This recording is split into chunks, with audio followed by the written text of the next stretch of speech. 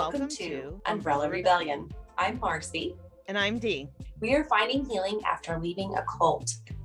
We will be discussing abuse and personal experience with the ATI, IBLP, and fundamental churches. Trigger warning. This podcast may contain descriptions of various forms of abuse. Please take care for your safety and well-being while you are listening. If the content becomes too much for you to handle, please turn this off. We hope to expose harmful teachings that lead to and justify abuse, with the hope that those that are experiencing abuse can find support and escape from it. Hello, Marcy. Hi, Dee. So we are back again for another episode of Umbrella Rebellion, and we are so excited for our episode today. We have some special guests that we just ran across each other on the internet, in the interwebs. We would like to introduce you to these lovely ladies that we barely don't even know yet either. So we found Naomi of the Uncovered Life Beyond podcast and her co-host Rebecca, and we're going to ask them to join us today. Hello. Hello, ladies. It's so good to have y'all here. I'm so excited about this episode of the podcast, and I cannot wait to dive into this and get to know y'all better. Thank you. It is such an honor to be here. Well, thank you so much. So just a little bit, go ahead and tell our listeners who you are, where you're at, where they can find you on social medias, and a little bit about y'all's podcast. Naomi, you want to go first? Sure. So I'm Naomi Clark and one of the co-hosts of Uncovered Life Beyond. It's an advice podcast for non-traditional first-generation college students who are recovering from educational neglect and high-demand religion. And so my co-host and I are midlife moms who have both been non-traditional students. And Rebecca is about to graduate with a degree in communications. I'm an English professor at a small liberal arts college. And we are cousins. We're first cousins. We grew up in the same community, but then our lives kind of went different directions. And then we got reconnected, 10, 15 years ago in the whole deconstruction space before we had the word deconstruction. And so college is something we have both had to fight our way to. And I feel like I've spent so much of my life being a newbie, like always trying, new things or new careers or new situations. And recently realized, oh, wait, all this newness might have helped me gather some information that would actually be useful to other folks who are also trying to find their way, or trying to live life on their own terms after having been raised maybe in a context where that wasn't encouraged. How can people find y'all? So we have a presence on Instagram and Facebook at Uncovered Life Beyond. If anybody searches for that, they'll find us there. And that links to our individual social medias too. Okay. All right. And Rebecca, as the co-host of Uncovered Life Beyond, introduce yourself. So when I'm not lost, I am a mom to 3 kids, and I kind of joke that if the patriarchy wants to survive, they should never let their women turn 40. I think something magical happens when you turn 40 and you're just done with all the things. That's what happened for me anyway. And I had always my parents pulled me out of school when I was 13 to work for them, which parents in high demand religions are allowed to do this apparently. Mm-hmm. And I had always kind of promised myself I'd get back to school at some point, and all of a sudden I turned 40 and realized it hadn't happened. And it kind of made me angry. So, but of course I had no idea where to start or even how to start. Mm-hmm. And Naomi was the first person I called, of course. And I'm like, okay, you're going to have to just tell me all the things. And out of those conversations, plus conversations about deconstructing and just growing up in those isolated communities, it was during one of those conversations that I was like, Naomi, I think these are conversations other people want to hear too. This is like making sense of life. And I think the other thing that happens is it can be so affirming. Like, I think sometimes when you're in those communities and you get out, it feels like life is about survival. It's about struggle. It's about figuring out everything you didn't know. And Naomi kind of touched on this. At some point, it's like, oh, maybe I do know a little bit. Like, maybe there are some things I actually do know. So in addition to the podcast, I sometimes blog at whenelephants.roar.com. And again, I sometimes blog. It's been a bit. And I'm also working on a memoir at this point. Interesting. That's awesome. Y'all just blow my mind because we're 40 somethings as well. And, for me, it was my 30s that kind of opened my eyes through a relationship that was very controlling and emotionally and spiritually abusive. And getting out of that, it was like, okay, who do I want to be now?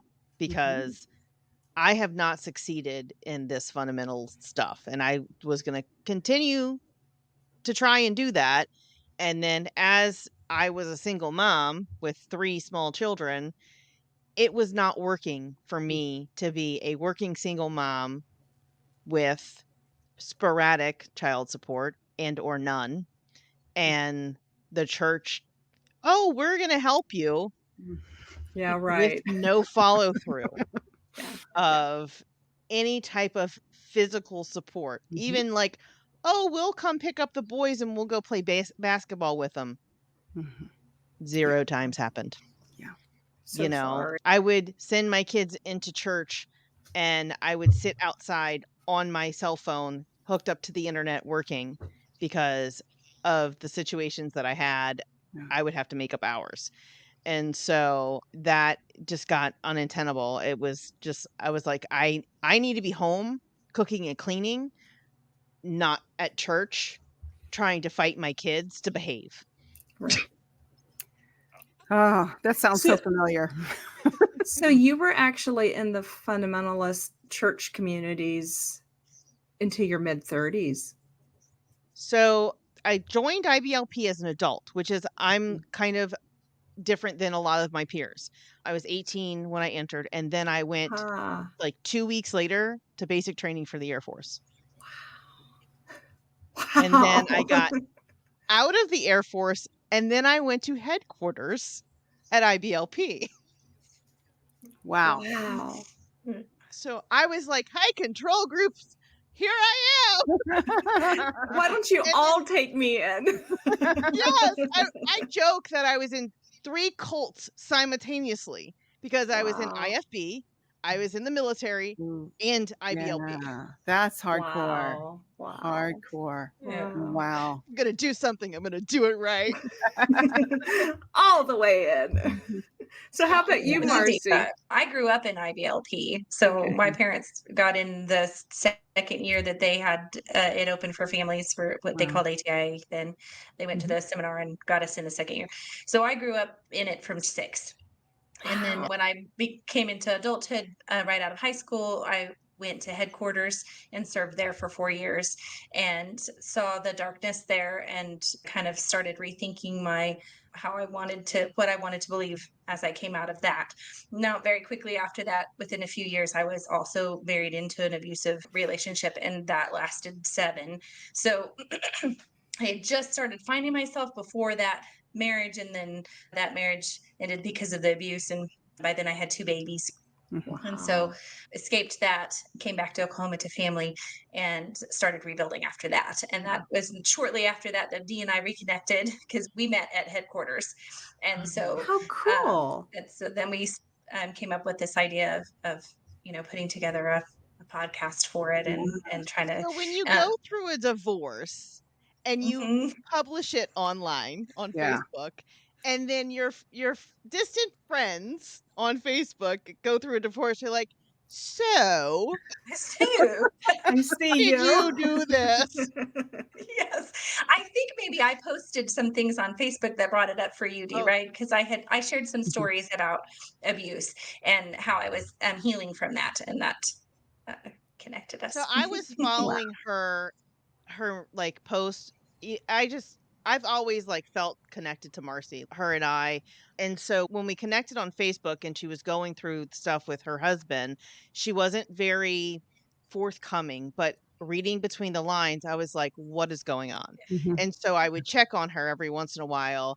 And we kind of just started building a relationship doing that. And then when Anna Duggar and some stuff happened with all the Duggar stuff, she Mhm. posted something, and I'm like, yes, girl. Yes. Yeah. That needed to We be need to said. And talk. I'm like, yeah, I was like, we need to do a podcast because And I like had the weird. Yeah, go ahead. Sorry. like we both like to share our experience with others and Mm, try and help people who are struggling. And that's Mhm. kind of like, I think that's kind of why we bonded, and that was kind of like our mission when we were at headquarters. Is like that was always where our heart was, is to just Mhm. help others, Mhm. and then being able to use our experiences to hopefully help other people struggle less or come out of it quicker. You know. Mhm. Right. Right, right. Well, I just love the name of your podcast. It's so cool, Agreed. so clever. And I know, I was brainstorming. I was like, Marcy, what about this? This. And I was like, it has to have umbrella in it. It has to. right, right. yeah.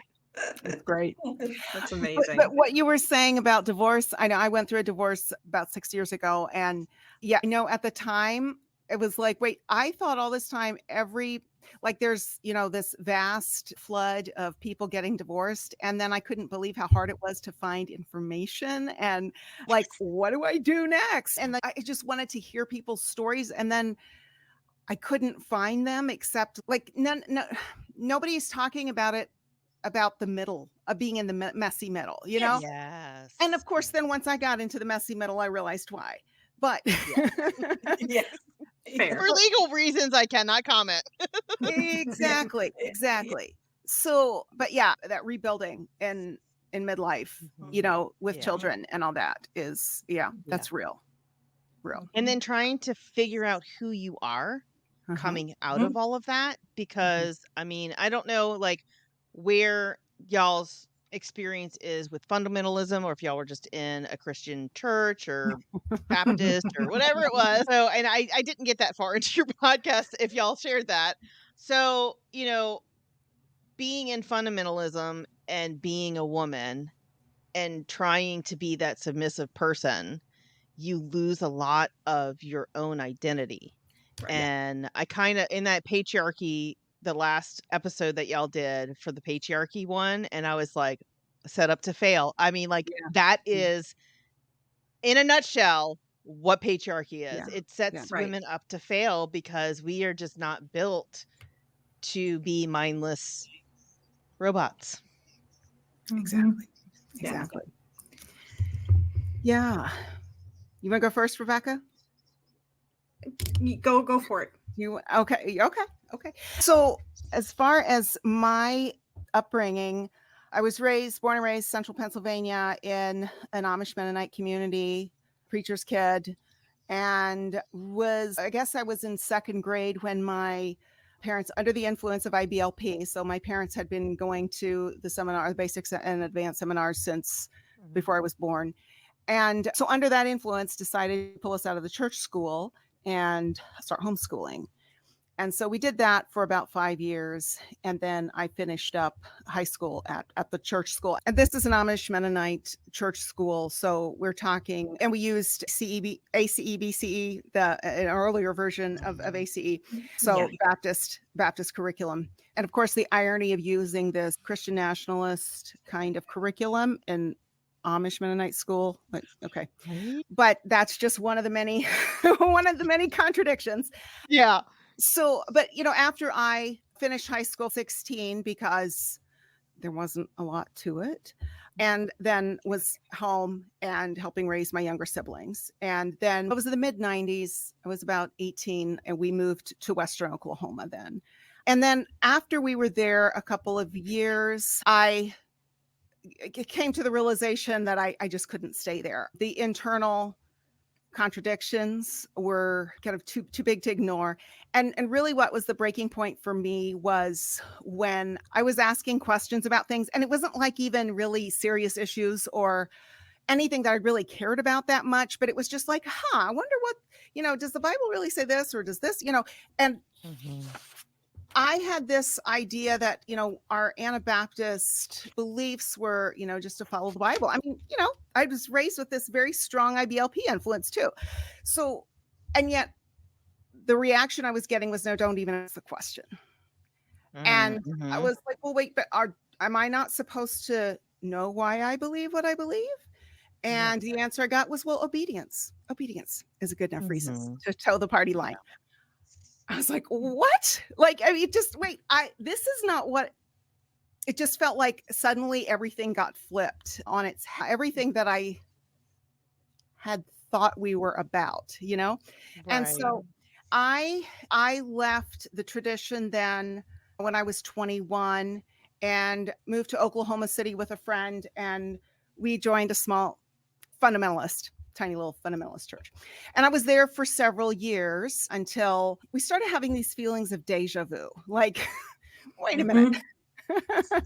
The kind of the exclusivity, the kind of self-righteousness that I was like, wait, this feels really familiar. Right. And my friend, and so this is like the early days of the internet, like, so 2000.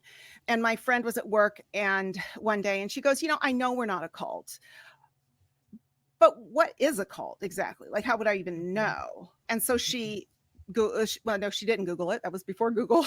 What she found was a list of characteristics of spiritual abuse and read down the list, and she showed it to me, and we're like, this is us. This is someone's looking at our windows. And here all this time we thought, oh, we're this special, really sold out Bible believing, committed, all the, purity of the early church, just the Bible and all that. And it's like, oh no, we're not at all unique. And so we were out within a week. During that time, I was working for a sister company of Hobby Lobby in purchasing. And so I was kind of doing my time but then after that, I was heading for 25, and I was like, I still wanted to go to college. And I realized that if I was going to do it anytime, I needed to do it then. So I moved back to Western Oklahoma and went to Southwestern Oklahoma State University. It's a regional state school out there. I had a really good experience, but then got married, moved to Missouri. I was in Missouri for about 9 years and got my PhD there. Moved here to Iowa about 10 years ago for my job. Got divorced about 6 years ago and live here with my 2 kids who are in middle school and high school. So that's my journey in a nutshell. Okay. So Rebecca, what about you? So back in the day, Amish and Amish-Mennonite youth would go to volunteer service. They did this in order to not be drafted. Okay. And alternative service. Yeah, an alternative service.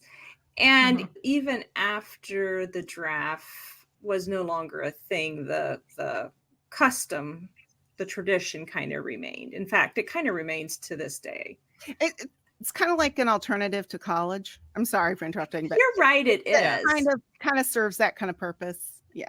And it also gives you opportunity to meet other people outside of your community for marriage, so that you're not quite as inbred. Yeah. I'm glad you said it. Quite as inbred. So the bush kind of forks a little bit. Tiny bit. But don't look up the ancestry information. It's horrifying. Yeah, it's kind of like you just wonder how many times that crosses over there. Yeah. So that's where my parents met. My mom was from Amish country, Ohio. My dad was from Pennsylvania. And after they got married, they actually stayed there. at this children's home in Virginia. And we were there about 10 years into their marriage. And then my dad got into some church trouble and was excommunicated, repented properly, was taken back into the church. But then in less than a year, he decided it was God's calling for us to move to Paraguay. So he packed up his, and again, we were really conservative. I mean, think one step away from the Amish. Basically, a lot of the same thought processes, a lot of the same ideology. We had cars, we had electric. So he packed up, there was 5 of us kids. My mom was pregnant with number 6, and we moved to Paraguay. And we were in a colony that was totally uncultivated. We had to clear bush just to build a house and plant a garden. So we were there for a little over 3 years. And I'm struck with how often isolation just is not good. The more isolated a family becomes, a community becomes, the more trouble you just run into. It's just a part of it. So we were there for a little bit over 3 years. We had severe poverty. I look back at pictures and I'm like, oh dear, like we were people that people would send food to. I mean, we were poor. We moved back to so holy. Y'all were so holy though, right? Yeah, I know. The more poor you are, the more holy you are, right? Well, yes, but no. Like, that's kind of what they'll tell you, but the people who have the money are still lording it over you. So, for sure. Yeah.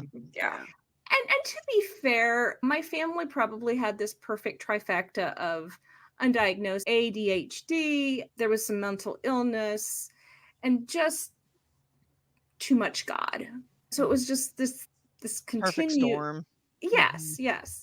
So we moved back to Pennsylvania, and the thing that the Amish groups will do is they will keep their kids as income until they turn 20 or 21, which my parents did.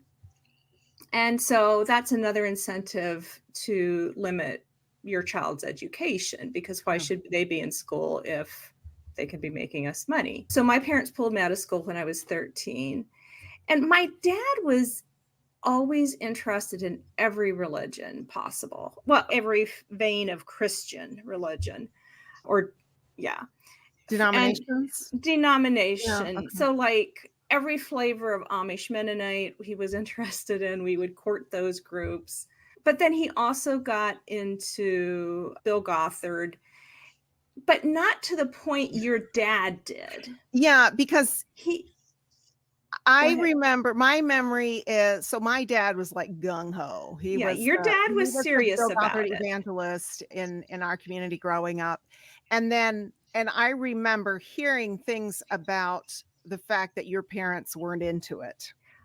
But my dad wanted us kids to be involved. Years down the road, well, once y'all were in your teens. And a little more rebellious. Then he wanted y'all to go. Yeah. But he'd kind of decided it wasn't for him. And I think it was kind of a bone of contention between them, maybe. Yeah, but I think it was a bone of contention between the two of them. But I also think, and maybe like a status, the one's cool because they're in it and one's cool because they're not in it, like that game. But I also felt like my dad was set up so he already had power and control in his family. Like that was already established. So he didn't need that IBLP to get affirmation. Yeah. That makes sense. Yeah. So when I was 18, and my parents were always like big on spanking, very abusive. It was constant. It was always, discipline. And when I was 18, things got really kind of icky at home. And I thought I was doing the good thing by reporting it to our pastors. And turns out that is not the good thing to do. And I was actually disowned within a few months after that. And so here I was 18 with a 7th grade education on my own. I had moved from there. I moved to Ohio and into another big Amish-Mennonite community. Like, don't judge the wings. That's where I landed. And you went where it was familiar, because what else would you have done? Yeah. Right? exactly. You don't know exactly. anything Know else. anything different. Yeah. Yeah, and I had an aunt out here who invited me. So you're right. It was all I knew. It was the safest thing I knew. It was scary. Where else would you have gone? I mean, like, really, Yeah. at 18. Exactly. Yeah. Yeah. And with no skills besides for keeping house. That was all I knew. Yeah. So in Ohio, I eventually met my husband. We're married with 3 kids. And I think the part of it that surprises me the most is the people that are the most comfortable rarely look for other options. But when you're frustrated, when you're wanting better, it's like you start searching. And when I hear people criticize the internet and social media, while I can understand the criticism, I also understand how many lives it has saved. Bill Gothard, I mean, start naming any preacher. They never expected the internet to James expose. Dobson. Yeah. Michael Debbie Pearl. all of them. They never expected the internet to expose what it has. And the other thing, Rachel Held Evans, her blog was huge in my deconstruction, huge. She was asking some of the same questions I was asking. And I just remember being like, oh my word, I'm not crazy. There are other people who are asking these same questions. And it also helped me understand how important diversity is. Yeah. And how just because someone's experiences are different from mine doesn't make it right or wrong. It just is. Yeah. Yeah. I can remember struggling with that when I was in IBLP, when I was in the Air Force, because I was in a very male predominant career field. Yeah. And the struggle between those two worlds was astronomical. And trying to voice my displeasure at things in the military because it offended me as a Christian, and almost trying to control the people around me. Looking back, I was like, "Oh my Bless your God, I heart. was one of those Bless stupid, your heart. annoying Christians." But no, seriously, bless your heart, though. Yeah. Yeah. Like, It was hard. Ernest. Yeah. yeah. Earnest and with the best of intentions, right? I mean, Yes. Yes. Jesus. Yeah. But it's the promises that we were given. Like, we were told if you do these things, and I have even a measure of sympathy for my parents. The way they parented was horrible, horrible. But they were promised that if they parent that way, it's going to give them the family they wanted. I mean, there were a lot of promises handed out that we didn't know not to believe. Right. Yeah. Right. And I think, like, in the same way, oh, I just had a really good thought and it left me. Let me see if I can get it back. Like a little squirrel, right? Off it goes. Just like that. It was just like that. It was something about we talk a lot on our podcast about the importance of discovering and listening to our gut, our instinct, whatever it is you want to call it. Yeah. Because for those of us with the background, all 4 of us have had, that kind of thing is squelched. We're just supposed to listen to what those who are trying to control us are telling us, right? Those who are in authority. Obedience. Authority. Obedience is the very best way to show that you believe. Like, come on. And so, and it's like, in the same way, like the very strategies that our parents used to squelch that self-knowing, they also had to squelch their own self-knowing. Like, as a parent now, I think about what those books tell you to do to your children. And like my It's children, horrible. if my children, if someone tried to break my children's spirit, they would end up in the hospital. Like there's just no other way. Right.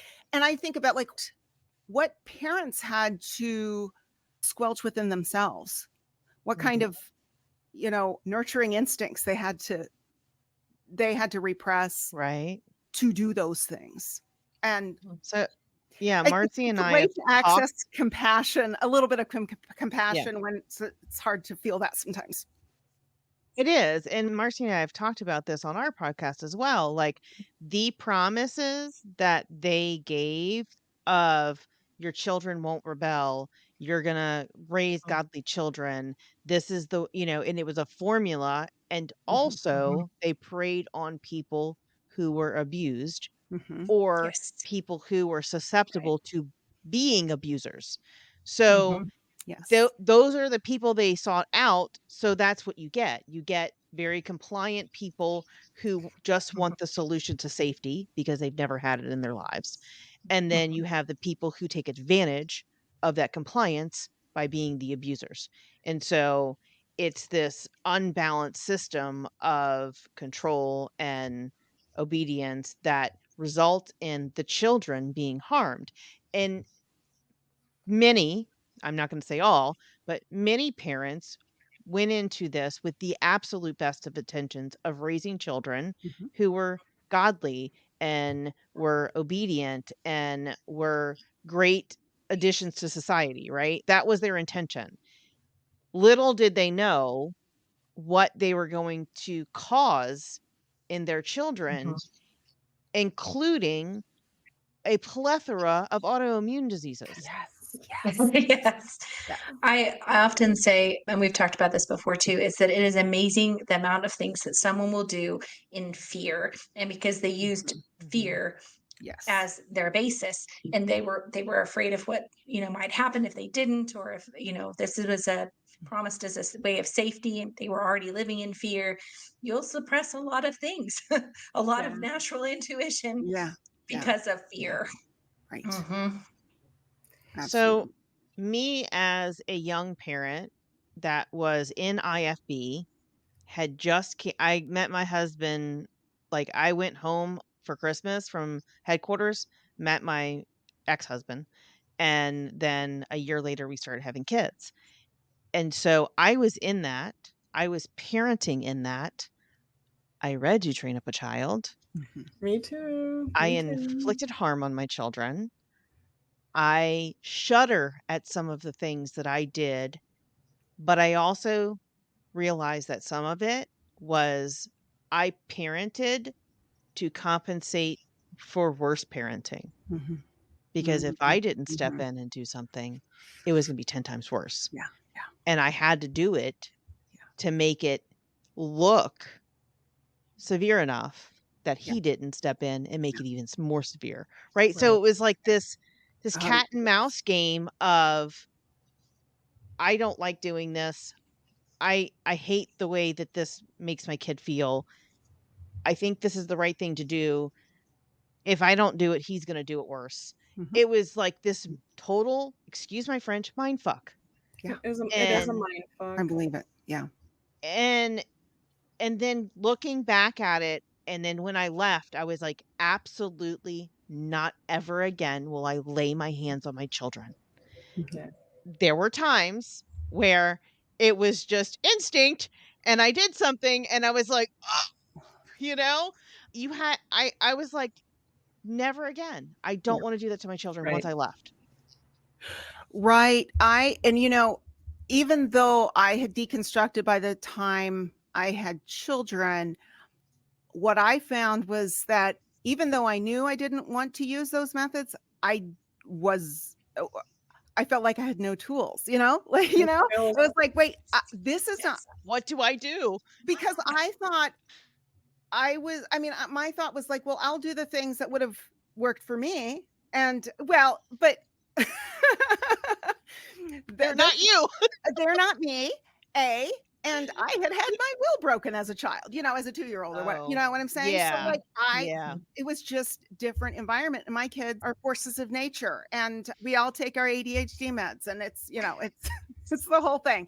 But we ended up using, especially for my son, after the divorce, things really got difficult with my son. And we went into parent-child interaction therapy, PCIT, for a while. And I don't endorse all of PCIT. The first phase was really helpful. And I just, once the techniques, which there's nothing mysterious or that special about the techniques, but once it kind of clicked for me what it was, I realized like, oh, yeah, this was never part of my childhood. It was almost like a role reversal because back in that more hierarchical traditional way of parenting, authoritarian, let's put it that way, authoritarian parenting, it's like the child is supposed to almost worship the parent, right? They're supposed to watch the parent. They're supposed to admire and comment and do that. What I was learning in PCIT was to like flip that and do that for my son. And that was just a game changer for us in terms of building a relationship. And it wasn't that I wasn't doing those skills, I just not to the extent. I just, he needed so much more than I was giving him. And that even though it was him in therapy, I was the one who was learning those skills. And since then I've learned so much more about like the nervous system and everything and building trust and all that. But that, I guess I just wanted to say that even though I never subscribed to those methods as a parent, I still felt the impact in terms of what do I replace it with? I don't know. Right. You weren't prepared to be a parent outside of that patriarchal system, right? Like you had no tools. Child training methods. Yeah. Right. Yeah. Yeah. I even tell my kids, look, I don't know how to parent you differently than I was parented. I am winging it. I am literally flying by the seat of my pants, hoping that whatever I do is helpful. Like you will not leave childhood, which we now have. My husband and I have 6 kids between us. They're all boys. We have all but one that is an adult as of July. And so I'm like, you're not going to leave childhood unscathed. You will have scars. Right. I inflicted some of them. A lot of them came from your father, but it's what you do with that and how you heal from that. And I'm here to support you in that healing. And I'm going to own my shit. I'm going to tell you what I did wrong. And I'm going to try and do differently, and that's all I can do, right? Like navigating adult children living in your home that are in college and them having partners and being in the fundamental world of, no sex before marriage. I was like, I failed at that horribly before and after being a Christian. Not going to inflict that on my children. I am going to give you the knowledge. I am going to help you be safe. I will buy the condoms. And I warned them, I am not raising any more babies. I fixed it. It's not happening again for me. I'm not raising your baby. That ship has sailed. Yeah. I have a grandbaby now. Oh. But I'm not raising it. Yeah. Even though it's my just newly 18-year-old and he's like 9, almost 10 months old. So they had him. Him and his girlfriend are pretty young. They're doing it. And I will support them as much as I can. But again, not raising any babies. And so it's a whole different navigation as a parent when you're like, what is reasonable? Because what we had was not reasonable. And then reasonable is different for every parent. And then the kids go, well, this parent does this and this parent does that. And I'm like, oh my God, I'm my mother. I'm not their parent. Like, God, how many times did I hear that as a kid? So yeah, it's totally what an adventure. foreign, right? It's a totally a foreign adventure, and like I'm not prepared for this. I'm quite honest with I had started my family late, so my children are 7 and 9. And then we're blended families. So there's an 11 and a 15-year-old with my husband. But I tell my 2 girls quite often that they'll say, well, why can't we do this? And I'll say, thus and such. And I said, or I'll say, well, this wasn't how I was raised. My parents didn't do this with me. They wouldn't explain things to me. They wouldn't say they were sorry. They wouldn't admit when they were wrong or whatever. So I'm Mm-hmm. trying to change that with you. I'm quite open with them about that. This wasn't allowed then. I'm allowing it Right. for you now with modifications as far as it is safe for your age type of thing. So I even share with them where I'm coming from and how I'm trying to change it. And I tell them all the time, I'm going to make mistakes. I'm going to Right. do it wrong. But I will say sorry to Mhm. you. And then we can try to fix it. And we're all Right. going to take a deep breath and do deep breathing and try again. And I then just oh, go ahead. Well, I was just going to say, I just think the difference between parenting with the goal being connection as opposed to control Yeah. is so different. And I also think about how often we as kids were expected to regulate the adults in our world's emotions. Right. Like all the time. yeah, and if you had younger siblings, you were parenting them as well. Mm-hmm. And it was like I almost had to learn how to regulate my own emotions while I was teaching my kids how to Mhm. regulate their emotions. Yep. Yes. And seriously, you guys, thank God for the internet. Like seriously, Right. no one was talking about it then. And and I'm so glad y'all brought this up, is like, this is kind of the intent of both of our podcasts, right? Like, Mhm. we have been through some struggles.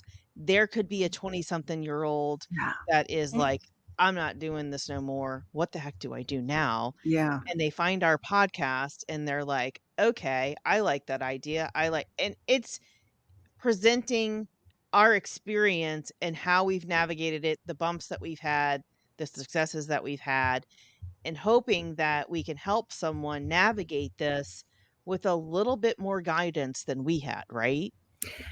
Yeah, I mean, I think about, when I was thinking about leaving my family's tradition, and I knew I wanted something on the other side, or whatever the other side was, but like I knew I wanted out, let's put it that way. Mhm.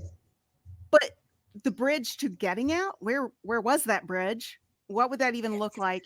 And in an insular context like that, where the goal is to keep you there, there's all these kind of warnings. And what I'm about to say, I can't even point a finger to when I exactly heard something like this, but the narratives that someone who leaves will regret it in years down the road. Oh, right. Like, I don't know that I ever heard anybody actually say that. Well, And the yet, prodigal son. well, Mm. I mean, the narrative was there. Yeah. And, Mhm. and I think I've actually heard those words before in sermons. they well, always make examples though out of that one person who Oh, yeah. left Yeah. and did Mhm. horrible things, whatever Mhm. it was, and had this big Jesus Mhm. moment. And yeah, didn't Mhm. he come home, or yeah, didn't yeah. she come Or they home? wished all the Yeah. tears of regret.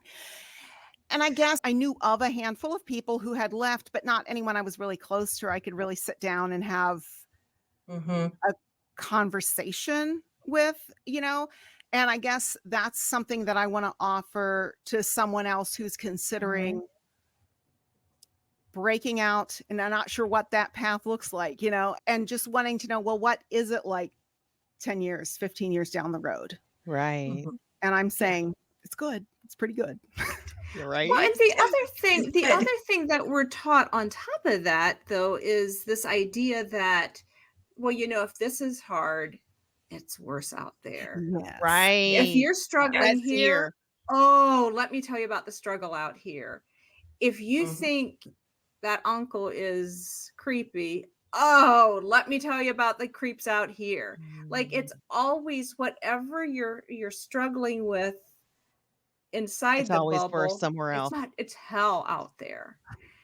And like you were saying with the examples of the people that left, I'm sure they were pinpointing different decisions that they've made and the consequences that they had as an example of why you don't want to do that. Like Oh, yeah. Sally Sue went and left her house and now she's struggling financially. She has three different Mhm. baby daddies and all Oh, of that, Well, right? she what took is off her covering and yeah. she got Yeah. raped. Is it because she didn't have her covering on? We just don't know. But we do know that the covering offers a protection. Like, it's such it's a mind fuck. Yeah. Yeah. It really is. I think it's Richard Rohr that says religion is for those afraid of hell, and spirituality is for those who've experienced hell. And I think you almost have to reach the point of, I don't know what is out there, but this is hell. And I can't keep doing it. Right. Yeah. It's what is that word? Unattainable. Unattainable. Untenable. anymore. Yeah. Yeah. Yeah. Yeah. Absolutely. Yeah. Yeah, that word fits so many situations. Yes, it does. Yeah, we've been in. Yeah. So your podcast is kind of like about education and educational neglect. So, share with us like some of your, I guess, best advice for someone who is coming out of this high control group or fundamentalism, who is wanting to branch out and broaden their education goals. Kind of just some, I guess, nuggets of truth or your experience and how you did it.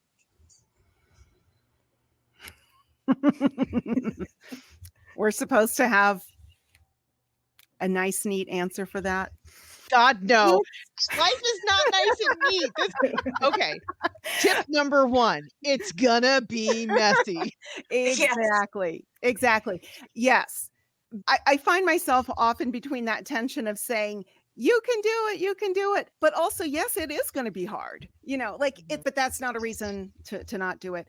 I think one of the themes of our podcast, just because of our background and as it relates to educational neglect, is that the 1972 Supreme Court decision, Wisconsin versus Yoder, was a decision that it waived the school requirement, Compulsory education. compulsory education requirement Okay.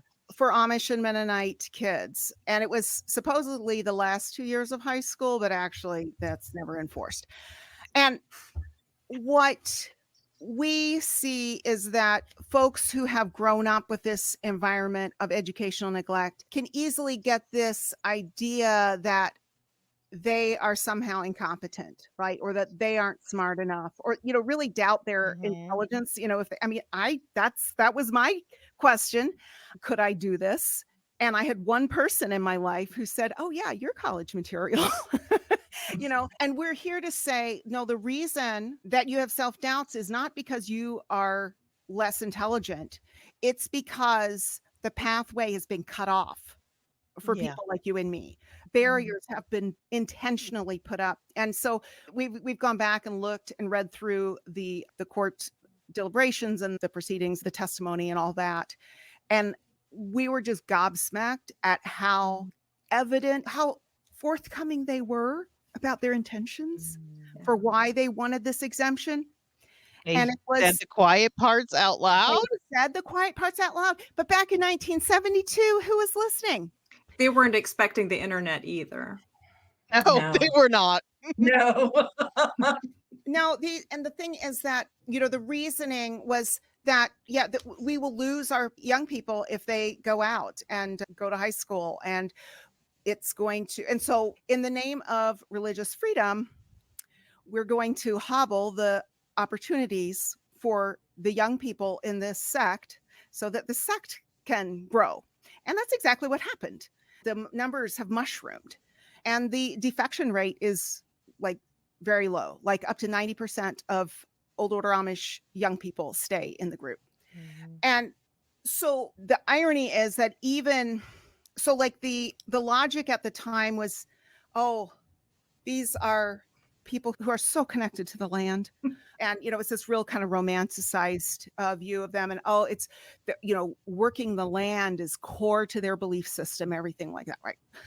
No, it was a tradition. That's it. That's where it ended. Anyway, okay. But that was in 1972. Today, a smaller and smaller proportion of Amish or even farmers. I was talking with someone recently who Oh, really? she was saying she lives in the heart of Amish country in Pennsylvania.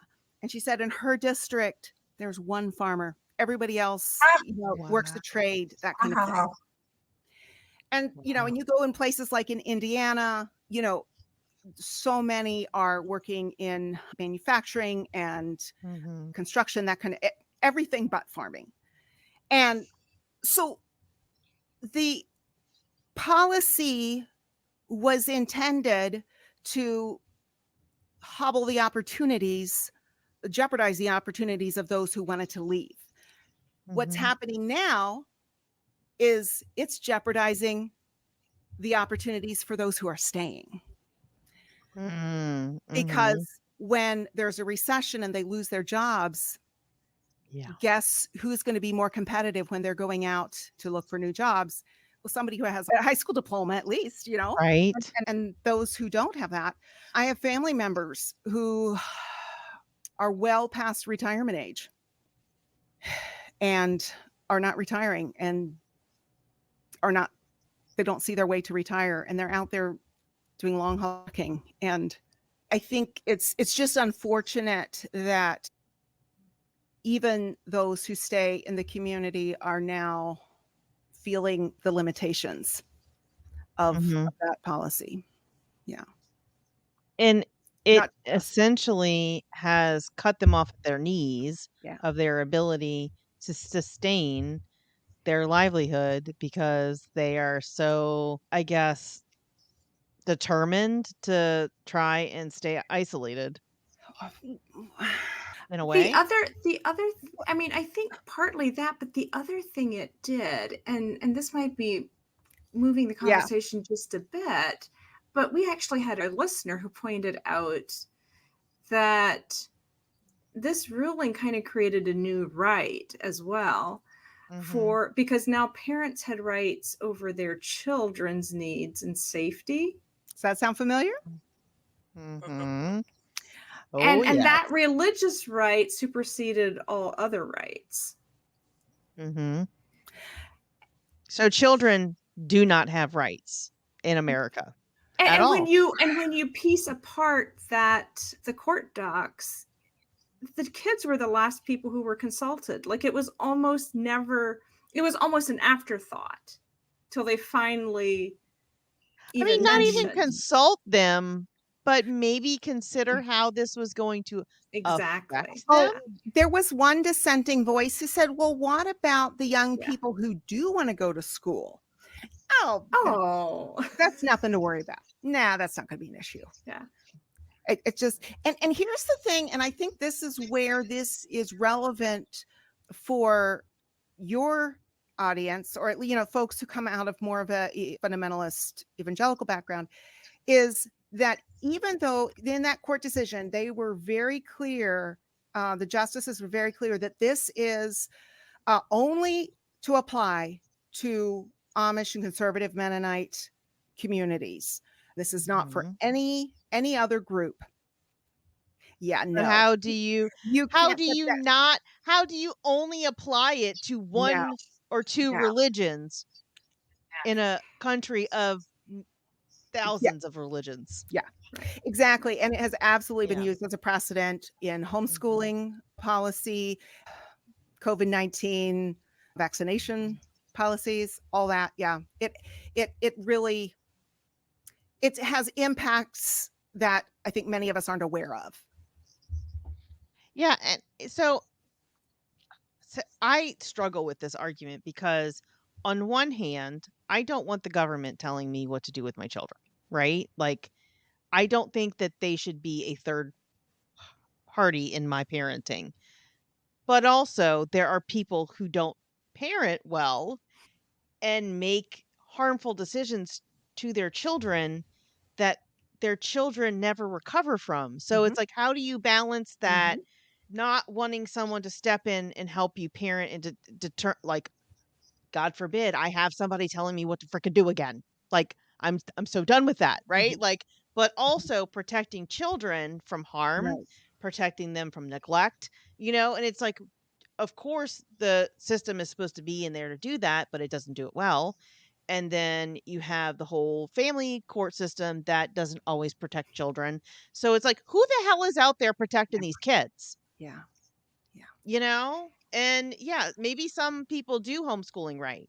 I don't doubt that. There have been many homeschoolers who have led successful lives throughout the centuries. We have, in the past, people who were not good at education and they were brilliant, right? Like, a lot of brilliant minds don't do well in structured school. I get it, but it's like they also had opportunities to expand their learning in what they saw fit, right? Like, they were given the opportunities.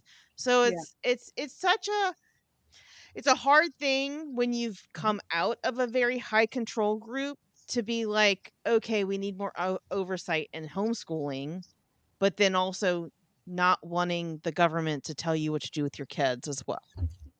I think though we use the term government in a certain way where, yes, it's this outside entity that's coming in to force us to do a certain thing.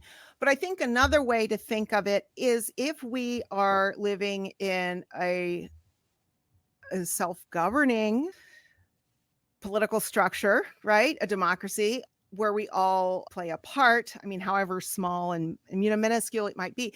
Like, if we can see it instead of the big bad government up here telling us what to do, like, what if it's we as a collective are looking out for the collective well-being, And so, I mean, I think I guess what I'm just saying is, like, I hear what you're saying, Dee. Mm-hmm. And I think part of the way that those ideas are put forward to us kind of give that a sinister, like it's fear mongering. I know that. I know it's fear mongering. We could call it what it is. Yeah. And it's like, well, I mean, with good reason, we don't have that kind of utopian situation where it's everybody having an equal say. I mean, we don't have that. And so some suspicion is legitimate. I guess I wish we had more hope that working towards something like that, where we were looking out for the collective good, was a possibility. And I think we just don't, it's hard to see that as a possibility. Well, and I think, to be fair, this ruling had nothing or had little to do with someone's connection to the land. Oh, yeah. Because the Indians were still in boarding schools in 72. Mm-hmm. Yeah. We still had Indian boarding schools. Come on. Mm-hmm. Yeah. This was about, I think, a bold step towards Christian nationalism. This was about. I don't disagree with you. Yeah. I mean, this was about Christian rights. And would it have been if it was any other sect of religion that wasn't Christian based? Would it have been received? Absolutely. And they were white men. Yep. And I also hear you. I also hear you with the thing of, do we really need more government control? But at the same time, someone has to be watching out for these kids. Absolutely. I don't disagree with that at all. Yeah. Yeah. And parents pulling their kids out of school so they can work for them for 7 years and bring in an income. That's child labor. And there's people who take advantage of that very readily.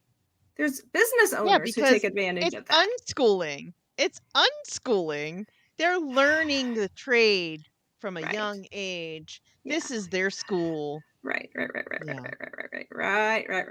Oh, and and this is a thing in a community, a context where a culture that's very hierarchical, right, authoritarian.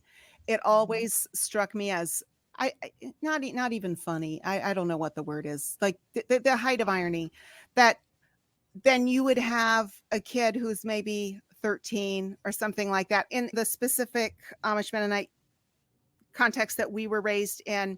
So it was kind of that in between a little bit. And so there was the high school at the church, but not nearly everybody went. I was one of the lucky ones. And when you would hear people talking about, oh, so and so, is finished with 8th grade now. Are they going to go on to high school, or are they going to stay home?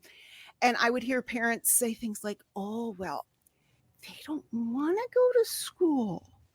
You can't make them do something like that if they don't want to. You wouldn't force them to go to school. It's like, you will force them to do anything else that you want them to do. You will force them to get baptized. You will force them, whatever it is. You have no hesitation to force them to do anything else. This one thing that would be an investment. Because it was convenient for them. Yeah, it's convenient for me not to push that issue, because then I get another body at home doing chores. Yeah. And with these high control groups, the amount of child labor or young person labor that they use to build their organizations like IBLP, and the amount of young people that had to pay, their parents paid for them to work there. Or like me, I got a $40 a week or $20 a week It stipend was a for stipend thing. food. Yeah. Yeah. I mean, that's what I got. I was there as a volunteer, and it's like, yeah, you can paint it what you want, but you were just using free labor to build your massive, multi-million dollar empire. Yeah. It's so interesting. And to go back to what I was saying earlier about seeing that list of characteristics of spiritual abuse and going, oh wait, this is this is old news. Like there's lots of groups that are doing this kind of thing. Like what you were describing there about headquarters. I've been listening to the Mormon Stories podcast. I don't know if you're familiar with that one at all. And I've heard it, but I haven't listened to it much. So yeah, I've heard of it. It's the kind of podcast. They do these like hours long interviews. And so it's the kind of thing when I'm out doing yard work or doing some long project, it's like company for that. But hearing about what it's like for young people to go on missions, it sounds, there's so many similarities to what you just described. Like similar characteristics. And it's just like, man, are they all reading from the same playbook? Yeah. I mean, they are, because it works, right? Like, why change what works? Right. Yeah. And it's like there's the free labor thing, but then there's also the thing of the indoctrination that's happening, because like the more you invest in that, right? The more, the more you invest, the harder it is to pull away, right? Like the more you invest, like Scientology. Exactly. The millions of dollars that people have invested into that, and then the cost it is to them to leave. It's insane. So getting back to the education, I just had a conversation with someone who is in their mid-20s. They just recently left their family and fundamentalism, and they're navigating adulthood. She was talking to me about, well, I thought about going to school and I don't know what I can do. And I was thinking about maybe changing to doing this job or that job. And I'm like, stop selling yourself short. And I had to remind her, I'm like, you were educationally neglected. You went and got your GED. You were capable. You can do this. And she's like, oh yeah, you're right. So like that fear of learning, what can you share with our listeners? And, hopefully some of your listeners will come over and listen as well. What can you share with our listeners that will help them trust in themselves? And, what did you do for yourself to get out of that mindset of, I can't do this?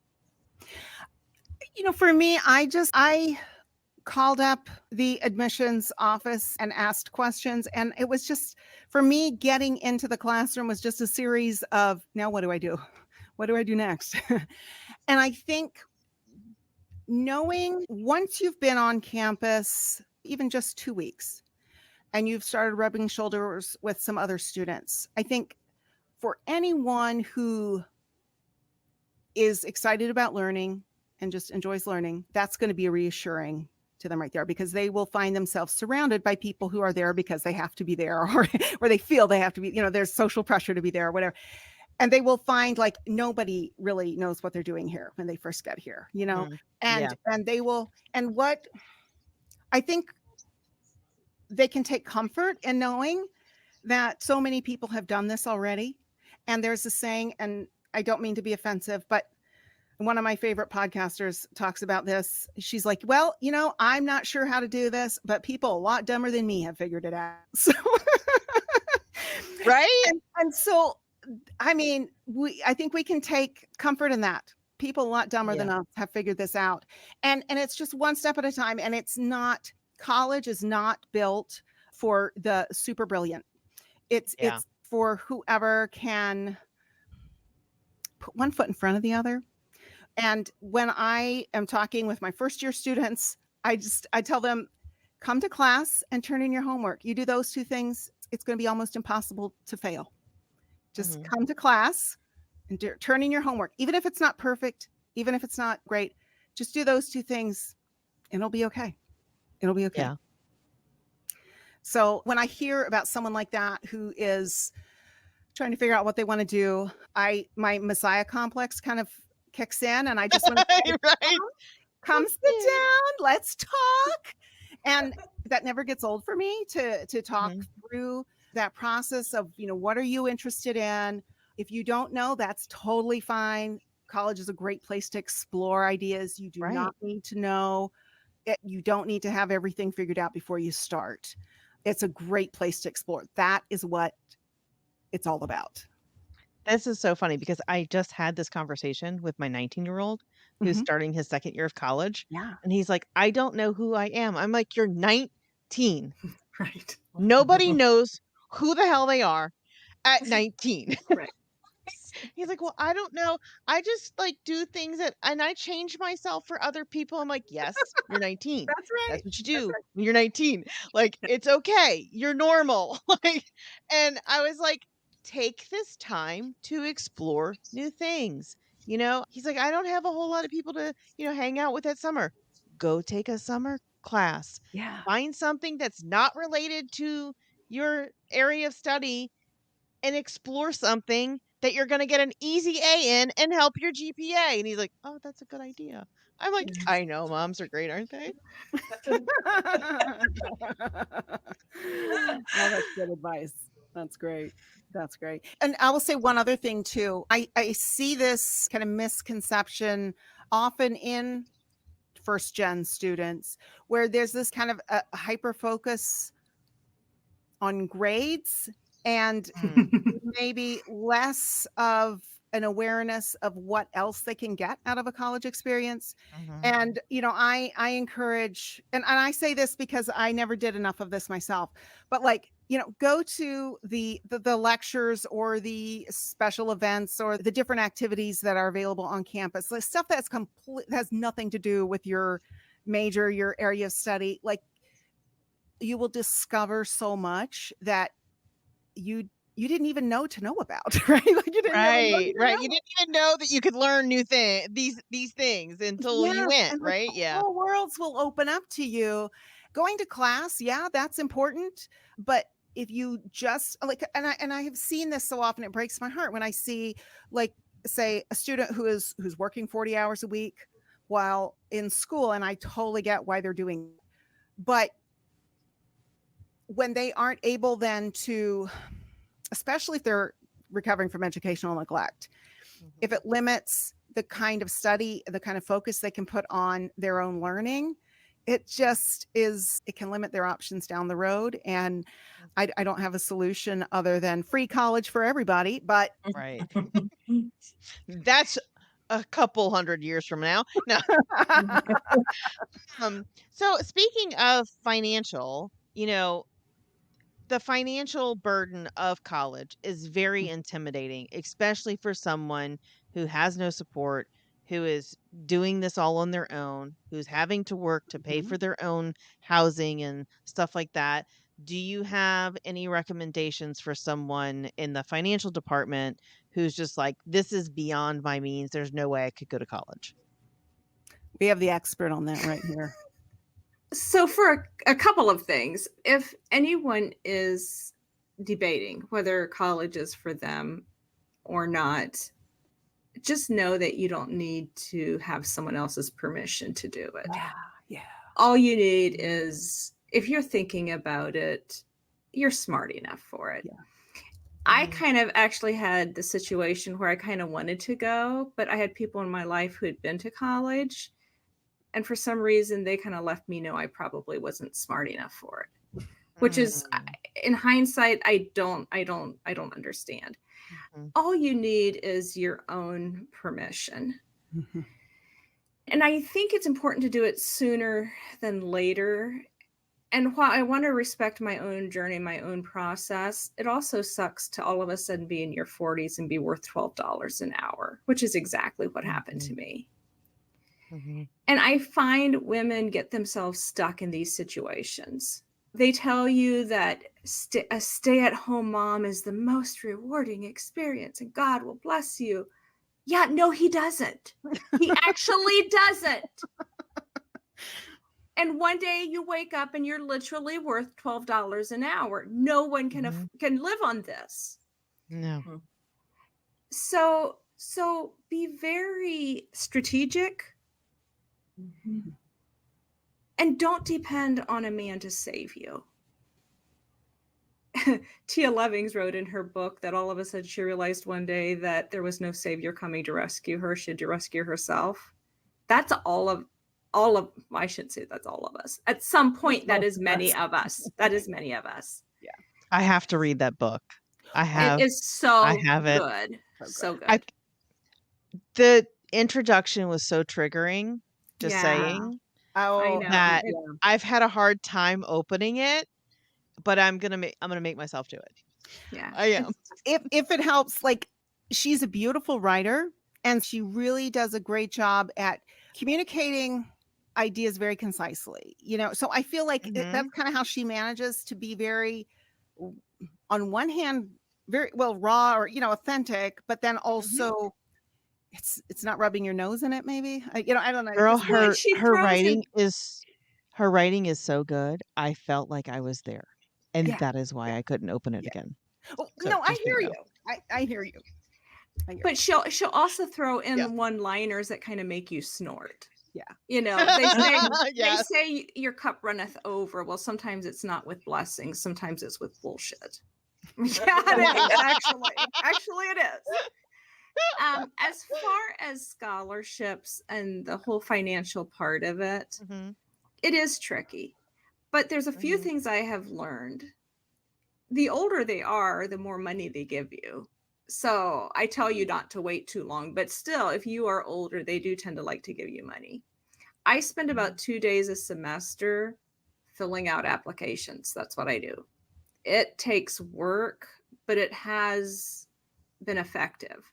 However, it's going to take me 8 years to graduate, partially because I'm still working and partially because I'm trying to get everything paid off and doing that dance. All of a sudden, I realized one day, if A's weren't quite so important, maybe I could do more classes more quickly. But then I also realized then you have to pay. It's a dance.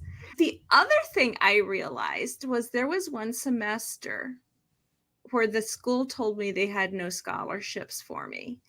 And I just remember saying, oh, if you don't have anything for me, I think I need to sit out a semester because I don't have the money for it. It was dead silent on the other end. And the person said, oh, your grades are too good to not continue. Let me see what I can do for you. The money is there, people. Yeah. I got money.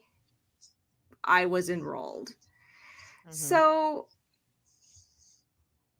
and this was difficult for me because I made a whole life for myself by not asking for help. I was not going to ask anyone for help. I did not ask anyone for help. I would have starved before I asked someone for help. Mm-hmm. So all of a sudden going into an education or an academic world and needing to ask people for help, it's difficult. But if Mm-hmm. you don't ask for help, you're not going to make it. Yeah. And I remember having conversations with professors and just being like, so how would I know this is what you want? Or how would I know? What am I looking for to know that this is like, explain it to me like I'm 3. Mm-hmm. And I think you just have to kind of shift your thought process. And this is one time where you really, really need to ask for help. Yeah. And you need to take any kind of help you can get. It's a good point. Yeah. So I know that one of the hangups that a lot of survivors can get into is that if I need help, then they, meaning their family or whatever, are going to think that I couldn't do it on my own and then I'm a failure. Mhm. And so I would like to say that's bullshit. Mhm. And no one gets through this life without help. Period.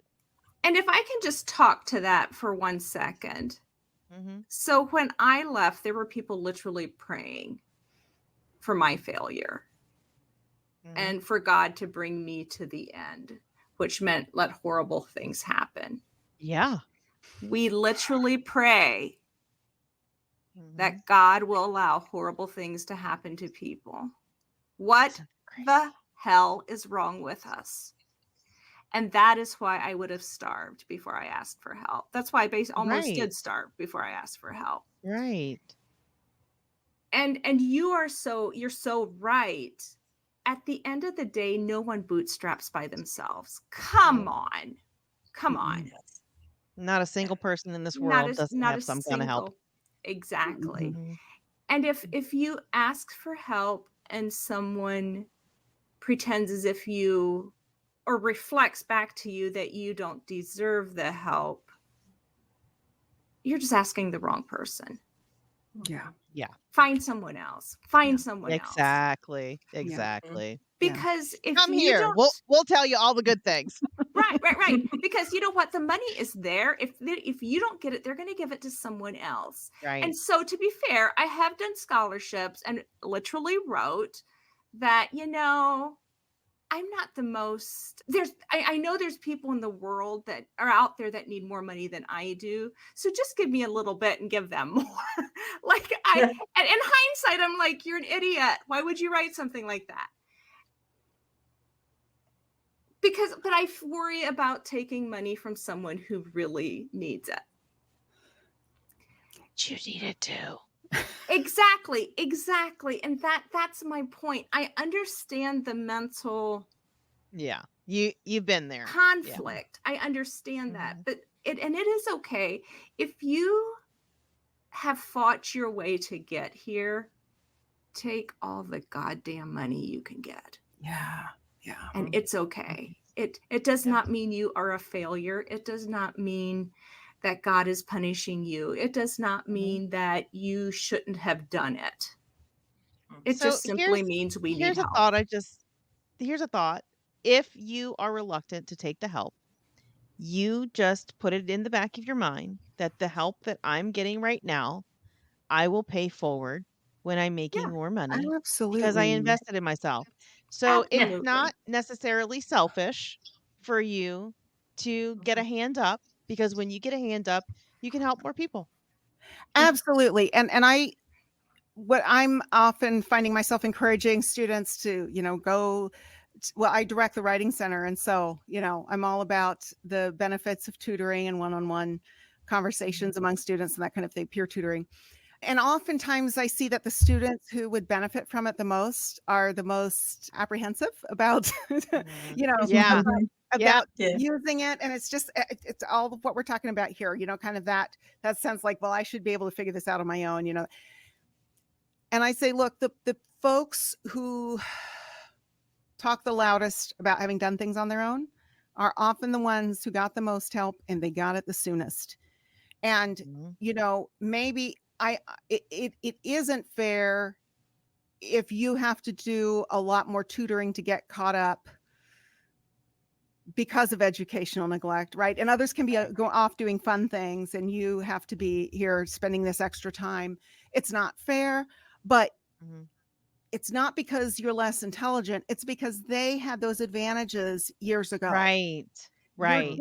You're just trying to make up for lost time, and it's not anything you've done. This is no, this is not, this does not reflect poorly in your intelligence at all. And I just want to say, from the perspective now as a professor, like I can just assure anyone that like so many of us are here pulling our hair out, trying to get students who are not very motivated to take advantage of these services we're trying to offer. Yeah. And it's like when a student comes to our office hours, and when a student comes to talk about this or that, we just like to nerd out about the thing. Right.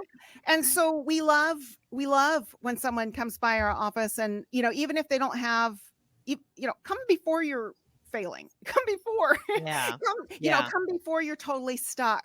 And I know different institutions are different, but like at the liberal arts college where I teach, there's just a lot of emphasis on one-on-one conversations with students, and that small class size and all that. And so I've noticed oftentimes students coming in from high school going into office hours will feel a little bit maybe like going to the principal's office. Right. Yeah. And it's like, no. This is a different world. And to say, no, we know you are an individual person, and you've got, and it's, I teach writing classes. So I'm very interested in what their individual stories are, and what their individual, what their unique perspectives and thoughts, and, and you can't do that in a big group. You have to do that one-on-one. And it's the best part of my job, and so they're not bothering me. This is, yeah. this is a fun thing. And professors love a not rags to riches, but like a hard luck story as much as any other Americans, like the underdog. Yeah. And when we have a student who is, and I could go down the list of my, students that I've had who have just made me so proud, because, they've come from really challenging circumstances, and they were they weren't the person who took the spotlight when they came into the room. They were not the automatic rock star, but they just kept coming to class, turning stuff in. They kept exploring opportunities, and it's just been phenomenal to see what they've done. And they did not start out with any advantages, and yet through there. And I don't want to, I don't want to fall into the whole hard work, American dream narrative. It's hard. What is that anymore? I mean, seriously, does it exist? Exactly. It is hard. I'm just saying I'm so inspired. I'm so inspired by the folks, and like Rebecca, who she she has figured out so many, difficult situations she's found herself in, or questions she's found herself in, where I've been like, oh yeah, well, have you done this, or have you done this? And then she'll come back and said, well, I did this. I'm like, well, yeah, duh. Why didn't I think of that? So, I guess I'm just saying, don't undersell yourself. Don't underestimate your ingenuity and where that can get you. I think a lot of the same skills that a person needs to leave a high demand religion is the same type of skills you're going to need to survive outside and even in college. Your ability to pay attention to what everyone else is doing and know the person's next move. You'll use that. You're going to be watching. You'll pick up on cues and on expectations more quickly, because you've been doing that your entire life. So a lot of those skills that we have, managing big egos. Yeah, absolutely. I've had professors. Those professors can get kind of egotistical. Oh yeah. Especially when they think they're Amish experts. Like, yeah. Yeah. So I think people who haven't experienced something and they think they know all about it, and it's like, dude, like, I lived it. No. Yeah. Yeah. But what surprised me was a lot of the skills that I already had were exactly the skills that I needed. And I think some of the kids don't have those skills because their experience was different. So, yeah, do you come with a certain set of things that are kind of working against you? Yeah. Disadvantages. Yeah. But there's absolutely disadvantages, but there's also advantages. Yeah. And I think we're closer there than what we know. So you can use all the bullshit that you went through for your own advantage. Yeah. And, 100%. I mean, yeah. Exactly. Talking to a Okay, so professor, it's like, yeah, you're just like my preacher. I remember you. so I know we're all in the 40 gang, and it is past 10 o'clock over here in Central Time.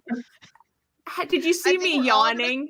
Did you see Yeah. me yawning? Oh my God. Rebecca is in Eastern time. What's that? Rebecca's in Eastern time. Oh, goodness. It's 11 over 11 there. here. Oh, my Mama's gosh. sleepy. So this has been such a wonderful conversation, and I have enjoyed meeting you girls, you ladies, you wonderful people. It has just been like meeting old friends, and like, I don't know, it's just so crazy how easy it is to connect with fellow survivors Right. of this crazy experience we've had. So I'm going to Marcy, definitely do be you have looking for you guys on social media. So Umbrella Yes. Rebellion everywhere? Yeah. TikTokies and Instagram and Facebook. We're all in all the places. I'm consistently inconsistent with my Well, posting, but yeah, we're there. that's us. Yeah, that's us. So, Marcy, do you have anything else you want to add? No, I'm just thrilled to be listening, and I was relating with a lot of what you guys were saying. I'm just excited. I'm going to also go back and listen to more of y'all's stuff. Well, same Absolutely. to you. Same. And I would just say too, any of your listeners, who are, have questions about college, like there's just no dumb questions. And I'm sure if somebody is wondering about those questions that Google can't answer, or, the scenarios, like we had someone talk about, dealing with the guilt of putting her children in daycare when that was something her family had never done, and I was like, oh yeah, that's such a great topic. We hadn't even thought of it. So, we welcome those kinds of questions and suggestions, and those scenarios. We love to kind of think through them with folks. So if we welcome those, we'll welcome that input. Absolutely. So, thank you, ladies, so much from Uncovered Life Beyond for joining Thank us you. here on Umbrella Rebellion podcast. We really enjoyed the conversation. It has been almost I think we could go all night if we could stay awake. So, This has been such an amazing conversation. And I hope that their, conversation with us is going to help some of our survivors. Please go check out their podcast, follow them, listen to them. And, maybe we can do this again another day and talk some more. I would love that. I would absolutely. love that as That'd be well. wonderful. Wonderful. Next time I'll bring my coffee though. Then you'll never sleep. Oh. All right, guys. Thank you so much for thank you It's so been much for joining wonderful. us. And if keep up the somebody great work. has not thank you. No. If somebody has not told you recently or ever, we are proud of you.